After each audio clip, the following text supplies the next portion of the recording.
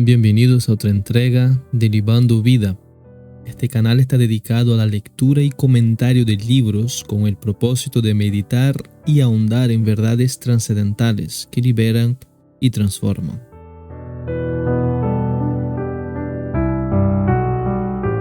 Leamos juntos, meditemos juntos, crezcamos juntos.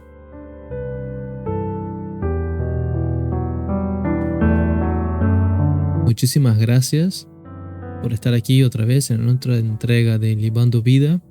Una vez más te animo a que si conoces a alguien a quien le puede de algún modo beneficiar este contenido, por favor compárteselo, y si quieres aportar algún comentario, puedes dejar tu comentario, que será muy bienvenido.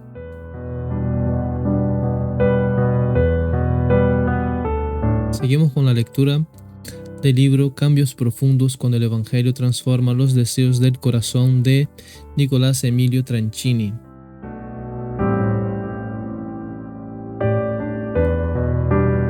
Como de costumbre, te animo a que tengas material con el cual puedas tomar nota, porque el autor constantemente, ya sea citando pasajes bíblicos clave, o ya sea proponiendo preguntas que son sumamente importantes, enriquece muchísimo la experiencia de lectura y comprensión del material. El hecho de que tengas material para tomar nota de lo antes mencionado, poder incluso pausar el vídeo si hace falta, parar, meditar, tratar de responder en caso de las preguntas, o leer pasajes bíblicos de forma un poco más detenida si crees pertinente.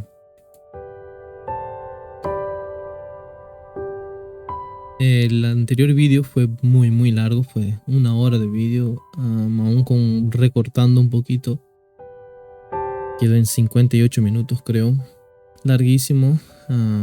Es verdad que no es la norma, pero tampoco quiero que sea la norma estricta el que nunca puede haber un vídeo de tal magnitud, hasta porque la facilidad es de que al no tener imágenes que puedes estar haciendo cualquier otra cosa mientras escuchas el vídeo, o el hecho de que puedes parar y retomar el vídeo cuando puedas, ¿no? Hay asuntos que no se les puede separar en dos, como a menos a mi juicio el asunto que tratamos en el anterior vídeo, y por eso fue tan largo. Hoy creo que no me extendré tanto, así que seguiremos dando continuación a la lectura desde el punto que la hemos dejado. Leeré nada más la parte que se resalta, con el fin de más o menos recordar, ¿no? Entrar un poco en contexto de lo que estábamos tratando anteriormente.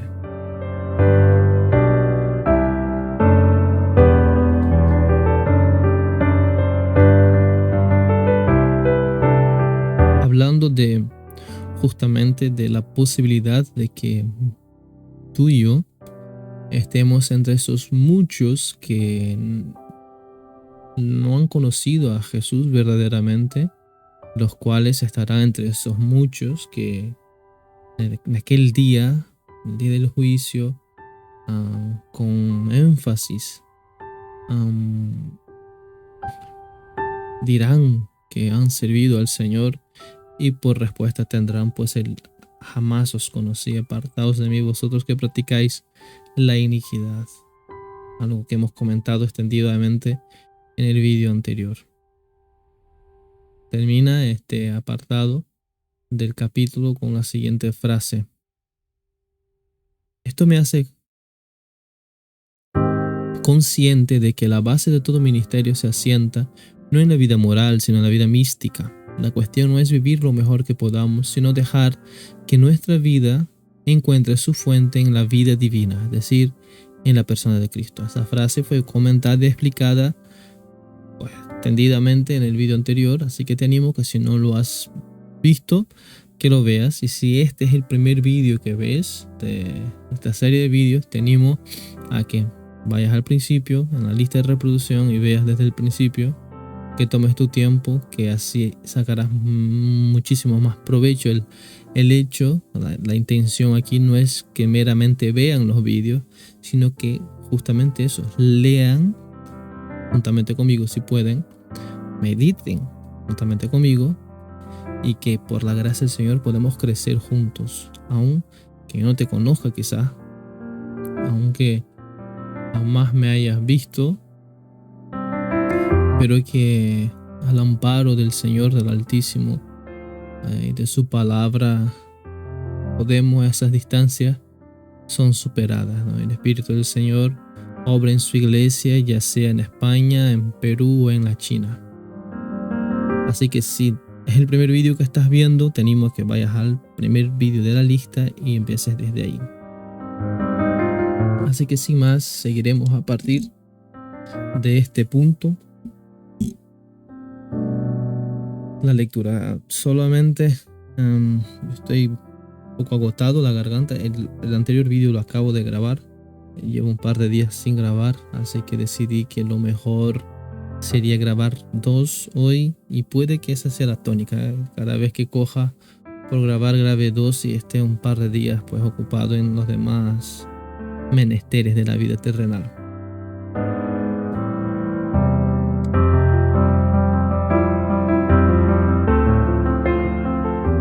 Así que sin más, pues nada, pasemos entonces a la lectura. Como iremos viendo a lo largo de todo el libro, un verdadero creyente no es la persona que deja de pecar y se esfuerza por obedecer, aunque un verdadero creyente obedezca. De hecho, casi podríamos decir que es exactamente al revés.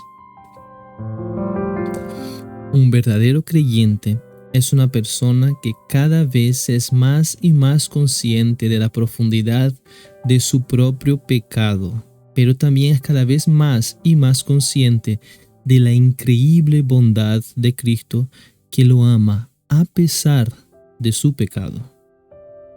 Un verdadero creyente es una persona que mira los deseos de su corazón y se siente como los discípulos, repleto de motivaciones mixtas, pero que a la vez está fascinado que Jesús haya estado dispuesto a morir por él. Un verdadero creyente es una persona que, en contraste con la falta de conocimiento propio que muestran los falsos profetas de Mateo 7, es muy consciente de sus anhelos escondidos. Sin embargo, un verdadero creyente también es consciente que cuando abunda el pecado, sobreabunda la gracia. Un verdadero creyente es una persona que no descansa en sus obras ni en su ministerio para ser aceptado por Dios, sino que descansa en el increíble amor de Cristo, quien lo acepta a pesar de sus malas obras y de su pobre ministerio. Esta doble realidad, por un lado, hace del creyente verdadero una persona humilde, y por el otro, le permite apreciar y atesorar a Cristo y su obra cada vez con mayor intensidad. Finalmente, las motivaciones o deseos del corazón son de suma importancia porque, según la Biblia, todos los cristianos seremos juzgados por ellos. En 1 Corintios 3, del 10 al 15, y lo vamos a leer.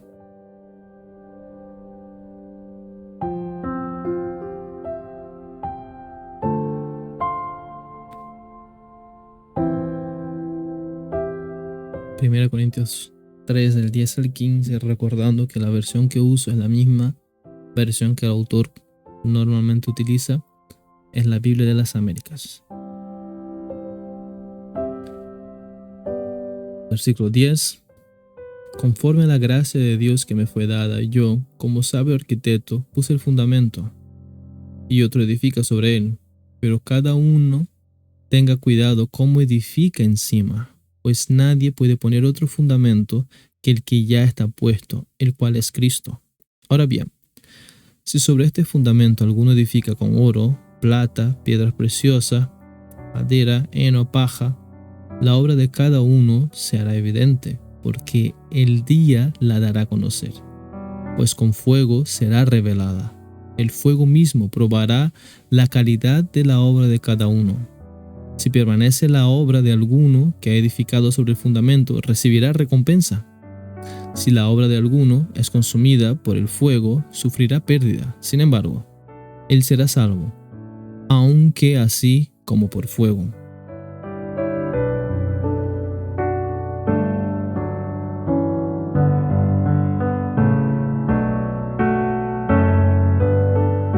Pablo afirma que cada uno tiene que tener cuidado acerca de cómo edifica en la iglesia, es decir, de qué manera sirve a Dios. Nota nuevamente que no se refiere al servicio en sí, sino en la forma en la que se hace ese servicio. En el versículo 13, el apóstol afirma que lo que determina si una obra es aprobada en el día del juicio es la calidad de la obra, no la obra en sí. Lógicamente, en el contexto está hablando del juicio para determinar la recompensa de una persona, no para determinar su salvación, donde el mismo pasaje dice que solo a través de Cristo. Es decir, Dios no juzgará la obra que uno ha hecho, sino la motivación con la cual uno la ha hecho. El texto dice, la obra de cada uno se hará evidente, es decir, se sabrá qué tipo de obra fue, si perteneció a las obras tipo oro, plata y piedras preciosas, es decir, si fue hecha con la motivación correcta, o si perteneció a las obras tipo madera, heno y paja, que al ser probadas por el fuego se esfuman y quedan en evidencia que no tenían consistencia real, es decir, tenían una motivación autocentrada, como el joven misionero de nuestro ejemplo. ¿Por qué interpreto el pasaje de esta forma? Porque Pablo mismo lo hace. Unos versículos más adelante, en 1 Corintios 4, versículo 5, el mismo apóstol aclara lo que quiere decir. Por lo tanto, no juzguen nada antes del tiempo. Esperen hasta que venga el Señor. Él sacará a la luz lo que está oculto en la oscuridad, pondrá al descubierto las intenciones de cada corazón. Entonces, cada uno recibirá de Dios la alabanza que le corresponda. ¿Puedes verlo? Al final de los tiempos, el Señor hará lo mismo que está haciendo desde el principio de los tiempos. No mirar la apariencia externa, sino los cambios profundos del corazón. Porque Dios no mira como mira el hombre, pues el hombre mira la apariencia exterior, pero el Señor mira el corazón. 1 Samuel 16:7.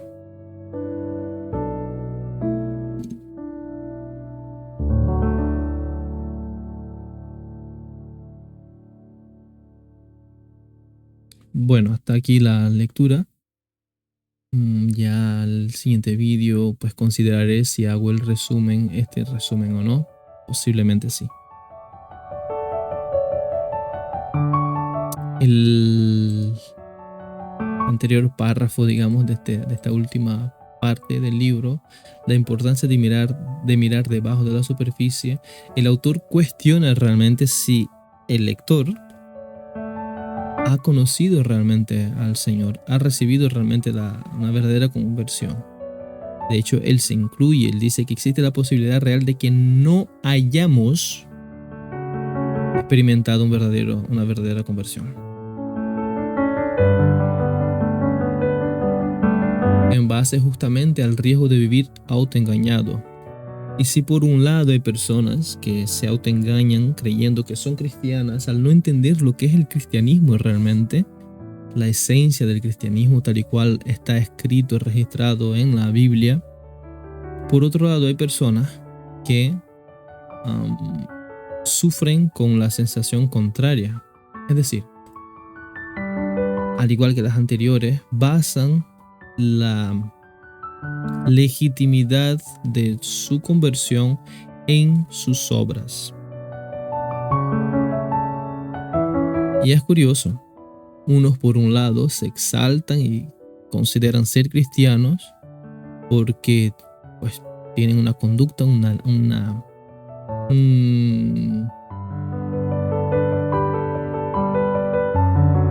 vida moral, un estándar, un código moral alto y cumplen con ello, muy semejante a como Pablo se describe a sí mismo antes de conocer a Cristo, adelantándose a todos sus contemporáneos, ¿no? Muy celoso, más celoso que todos, irreprochable en cuanto a la ley, increíble, ¿no? Una persona realmente impresionante. Sin embargo, perdido, sin Cristo, sin luz, sin vida, en tinieblas, hasta que Cristo se le cruzó en el camino, ¿no? Por otro lado, hay personas que también mirando hacia sus obras consideran no ser nacidos de nuevo, consideran no haber conocido al Señor Jesús justamente por ver lo vil y menospreciable que son sus obras, justamente por ver lo vil y lo menospreciable, lo engañoso, lo pervertido que es su corazón. Ambos están basando el valor y la legitimidad de su salvación en sus obras y no en Cristo. Ambos se están equivocando.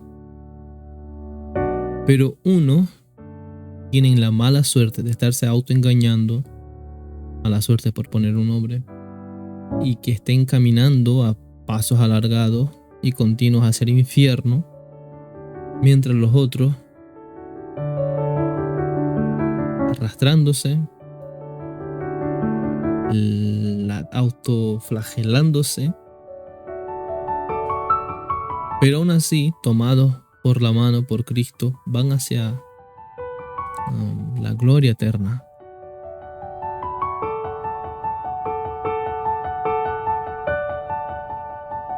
El punto realmente que el autor quiere traer aquí es el equilibrio. Y el equilibrio está en que y lo ha dicho muchísimas veces, bueno, no tanto el equilibrio, el punto correcto no está tanto en lo que tú haces, sino en por qué haces. No está tanto en cuánto luce tus actos externos, sino hacia dónde está mirando tu corazón. Y trata entonces el autor el tema del pecado. El pecado es una constante en la vida cristiana. Sí, si no habías escuchado eso, si nadie te lo había dicho, el pecado es una constante en la vida cristiana.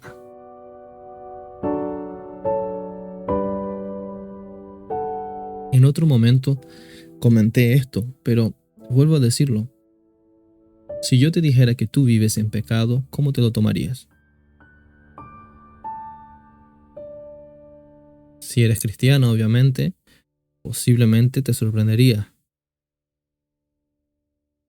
Intentarías cuestionar lo que digo. Si no eres cristiano, posiblemente no tendrá importancia alguna eso para ti. Ojalá el Señor tenga misericordia de ti y te abra tus ojos y que realmente eso te pueda sacudir. Vivir en pecado significa vivir en contradicción continua a la santidad y perfección divina, a su justicia, a su bondad.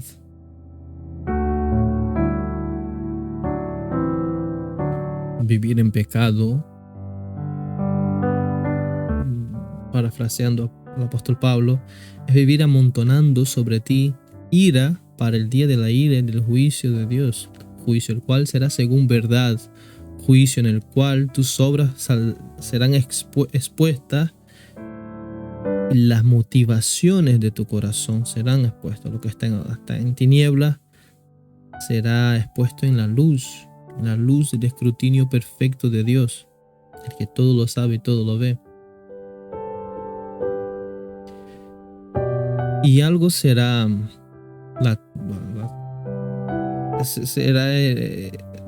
algo tendremos todos en común, y es que todos pecamos continuamente, desde el día que hemos nacido hasta el día que muramos. hasta el mismo segundo en que expiremos, nuestra vida será marcada por no amar a Dios como Él merece y debe ser amado, por no valorarlo, por no prestarle la gloria que es debida a su nombre, y por continuamente, de forma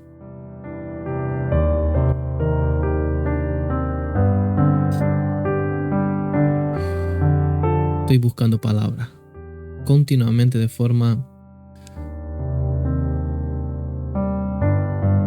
casi desesperada, buscando gloria a nosotros mismos.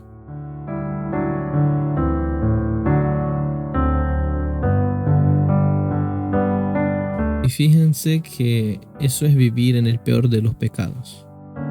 Eso es vivir en la práctica de la fuente de todo pecado, que es no dar a Dios lo que le es debido, la gloria, el reconocimiento, el servicio pleno, legítimo, genuino. De ahí deriva todo lo demás. En lugar de dársela a Dios, darme a mí mismo. Esa disposición orgullosa, soberbia, prepotente, engañosa, maligna que impera en la raza humana. ¿Cuál es la diferencia entonces entre los que serán justificados en aquel día y los que serán condenados? La diferencia es Cristo, solamente Cristo. Justificados pues por la fe tenemos paz para con Dios por medio de nuestro Señor Jesucristo. Jesucristo es el mediador entre Dios y los hombres. Jesucristo es el Cordero de Dios que quita el pecado del mundo. Jesucristo es la salvación de Jehová, la salvación encarnada. Jesucristo es el sumo sacerdote, el que intercede por el pueblo de Dios. Jesucristo es el único y suficiente Salvador. Y todo aquel que esté aferrado a Él, aunque esté muerto, vivirá. Todo aquel que hacia Él mire, encontrará salvación.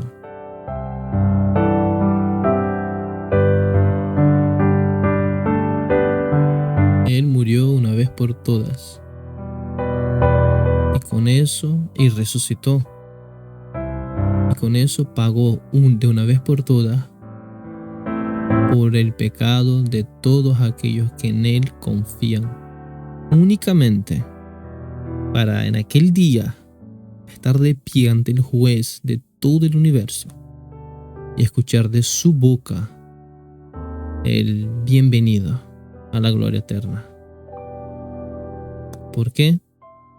Porque aquellos que estén de pie y reciban esas palabras estarán de pie, pero bajo el abrigo del poderoso y suficiente Salvador Jesucristo. Esas palabras pueden parecer muy poéticas y bonitas, pero tienen un significado profundo. Y es que el cristiano, en la práctica, al menos en la parte que nos atañe, él es consciente de su miseria. El verdadero cristiano sí obedece, lucha por obedecer, sufre muchas veces por obedecer y por no obedecer también. Pero en lugar de, como en una disciplina cualquiera, en que al principio es difícil, pero con el tiempo se vuelve una especie de inercia hasta que la práctica te lleve a la perfección.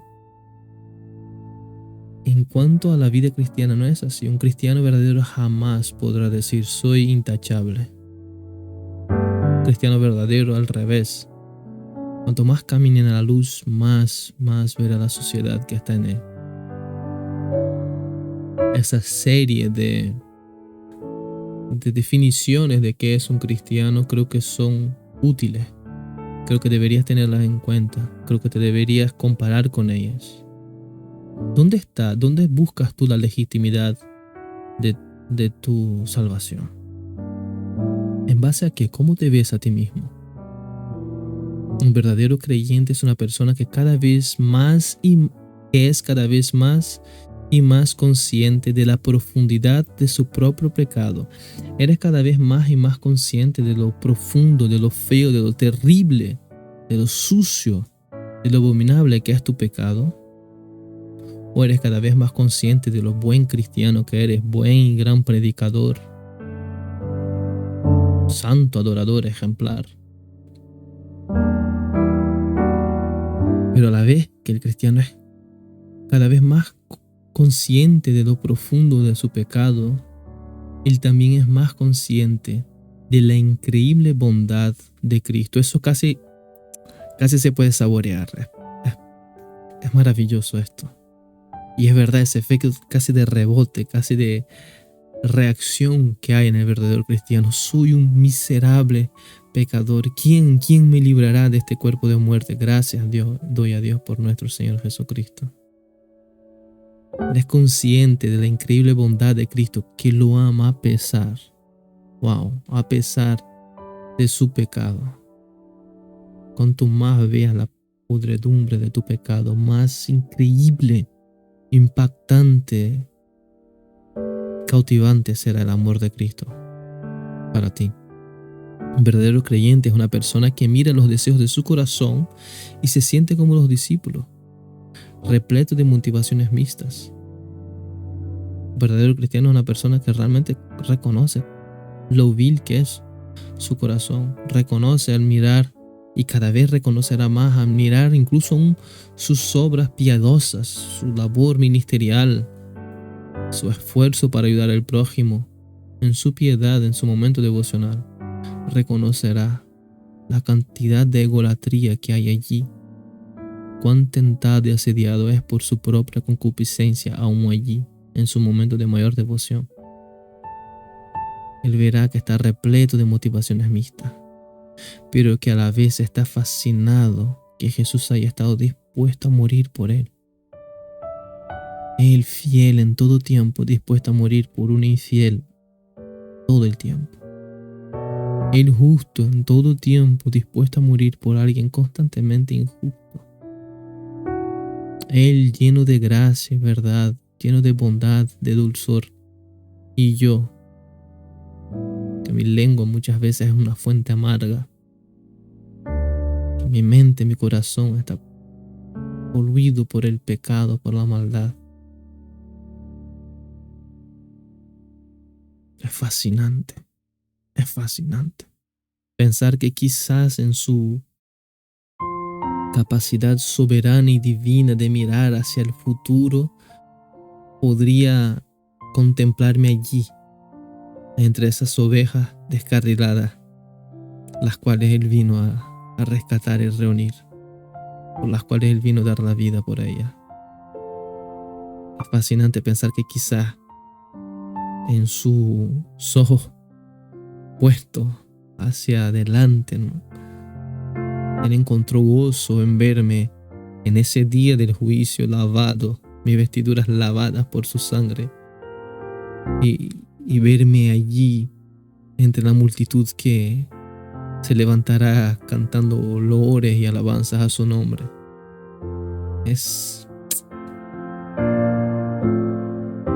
No hay palabras para eso.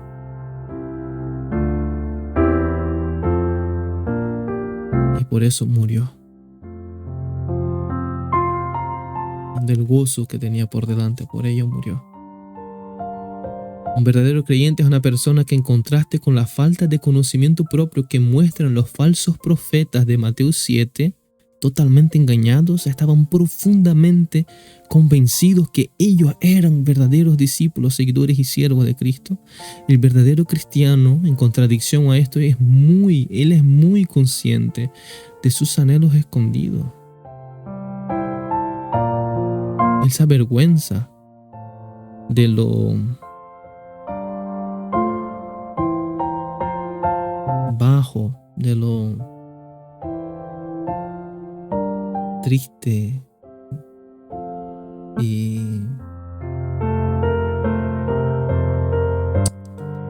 vil que es su corazón.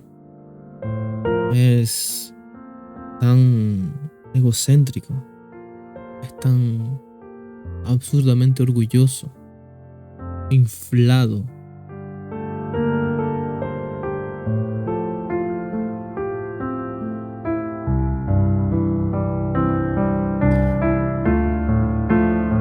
cierta vez hablando con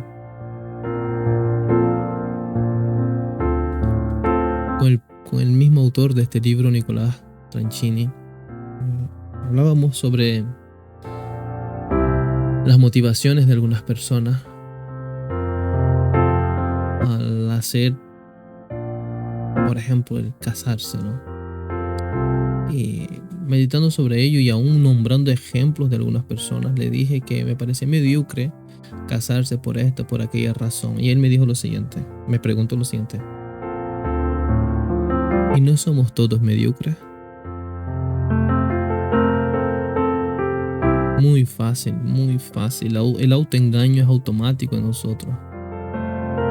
El verdadero cristiano, por la gracia de Dios, por los innúmeros medios que Dios despliega, cada vez más consciente de lo destructivo que es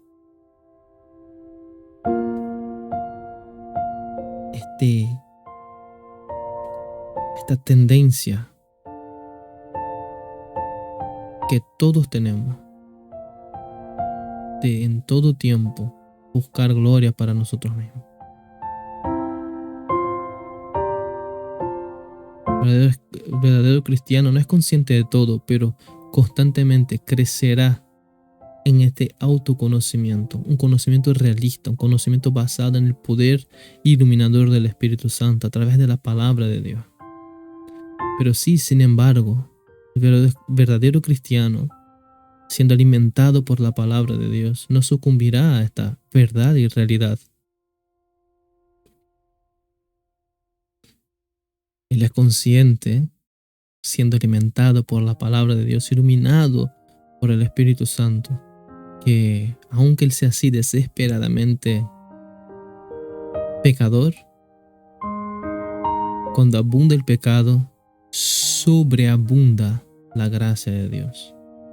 Un verdadero creyente es una persona que no descansa en sus obras, ni en su ministerio. Un verdadero cristiano, él sabe que él es solamente aceptado ante Dios, pero lo sabe, lo vive, lo siente, y eso es algo que crece y crece y crece. Él sabe que él solo es aceptado ante Dios cuando él está descansando, entregado al increíble amor de Cristo, ese amor redentor, ese amor sacrificial, ese amor intencional de Cristo, ese amor vicario de Cristo, es decir, ese amor que sustituye, que se pone como siervo entregado. Él sabe que a pesar de sus malas obras, malas intenciones y de su muy pobre ministerio, Cristo le ama. Y la Biblia así lo dice. Y él así lo cree. Es una doble realidad. Gloria a Dios por esa doble realidad, porque si eres un verdadero cristiano, ¿cómo puedes ser consciente de esas cosas y creerte algo? ¿Quién eres? ¿Por qué es tan importante lo que tú tienes a decir, o lo que tú piensas, o lo que tú sientes, o lo que tú opinas, o lo que tú haces? ¿De dónde deriva tu identidad y tu valor? El verdadero cristiano sabe que aún sus mejores obras son trapos de inmundicia. Y justamente por saber esas cosas y ser cada vez más consciente de su condición, eso le permite apreciar, valorar, atesorar, aferrarse a Cristo y a su obra perfecta, satisfactoria, redentora, con un creciente celo, cuidado e intensidad. La Biblia dice, como explica el autor, que Dios nos juzgará nuestras obras en base a la motivación por detrás de ellas. Pregúntate, ¿con qué tipo de obras estás tú preparándote para ese día. Obras que simplemente buscan su valía en cómo lucen, en lo rimbombante que puedan ser, o realmente tú eres consciente que si no es por medio de Cristo, nada de lo que tú hagas sirve de nada. Es verdad, el verdadero cristiano, él es cristiano, él será salvo no por sus obras. Por lo tanto, la Biblia jamás va a apoyar la idea de que el verdadero cristiano, aquel que fue redimido, comprado por Cristo Jesús, será aprobado para entrar a la gloria eterna en base al valor de sus obras. Pero sí, la Biblia habla en cuanto a la recompensa, que es otro tema, los galardones. Pero la Biblia aclara que todo eso irá en base a la motivación de tu corazón, en dependencia de Cristo o en dependencia de ti mismo hiciste esto o aquello otro.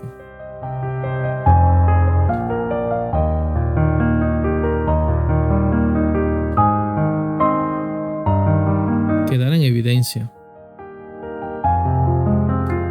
Y muy posiblemente,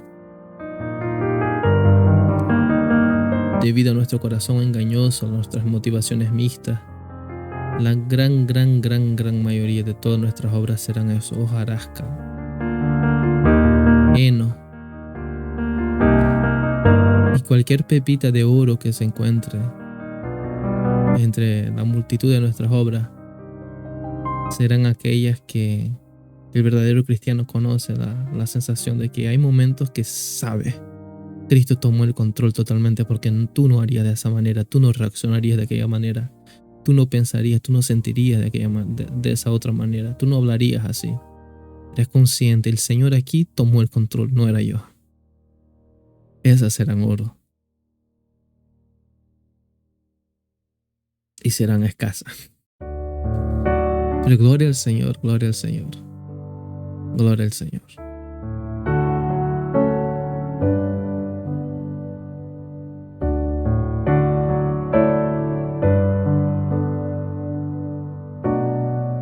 Que mengue el yo para que Cristo crezca en nosotros. Es lo que queremos.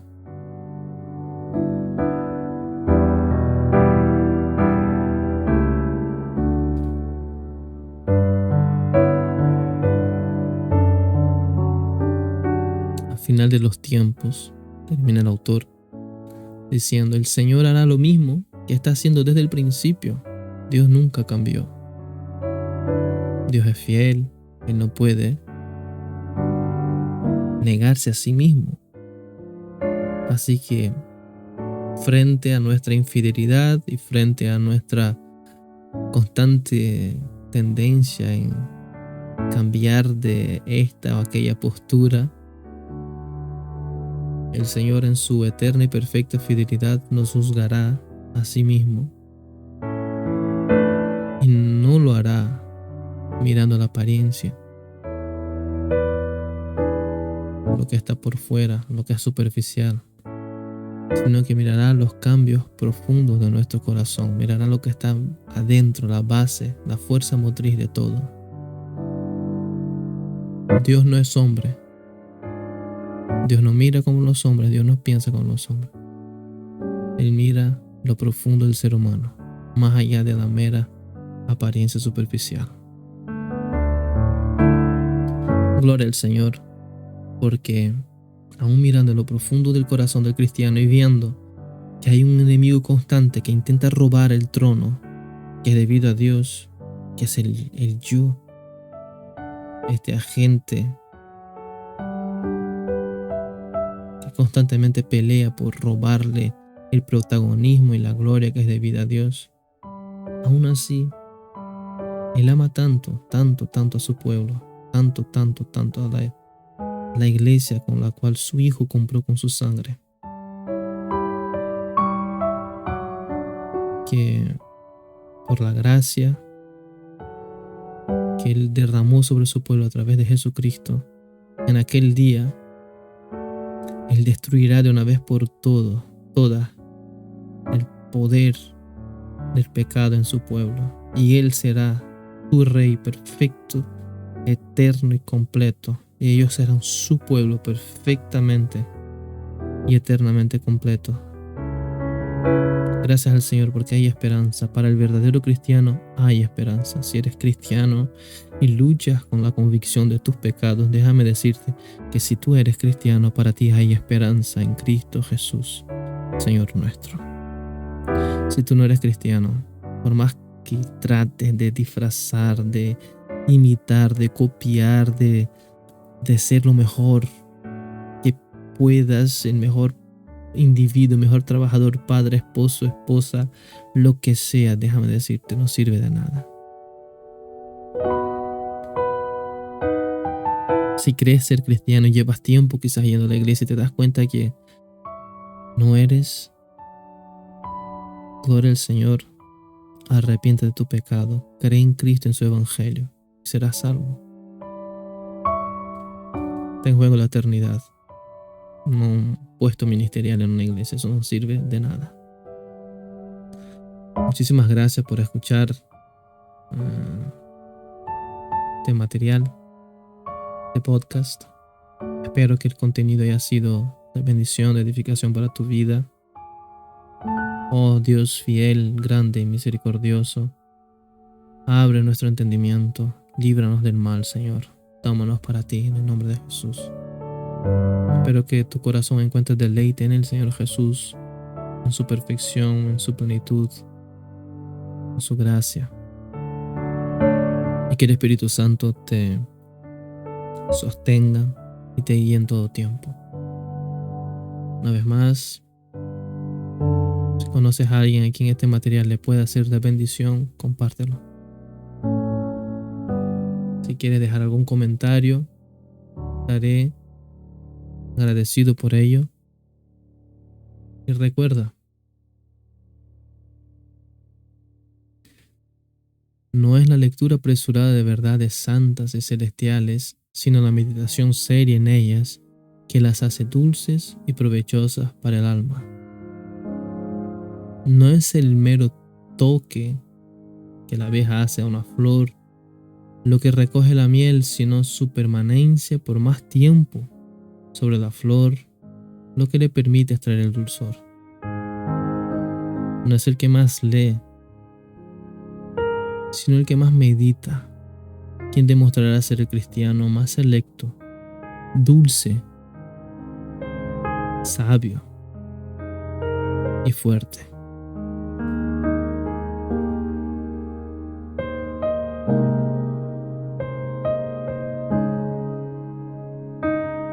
Muchas gracias por estar aquí y te espero en el siguiente vídeo.